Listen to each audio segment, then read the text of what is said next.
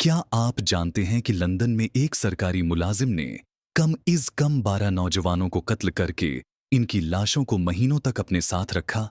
Deans Nelson एक आम सा आदमी लगता था, लेकिन वो तन्हा नौजवानों को बारिश से अपने फ्लैट ले जाता था, फिर उन्हें गला घोंट कर मार देता था। लेकिन यही कहानी खत्म नहीं होती। नेल्सन मुर्दा जिस्मों को नहलाता था, उन्हें कपड़े पहनाता था, उनके साथ टेलीविजन देखता था जैसे वो जिंदा हूं। पड़ोसी बरसों से बदबू की शिकायत करते रहे, लेकिन किसी ने तहकीक नहीं की।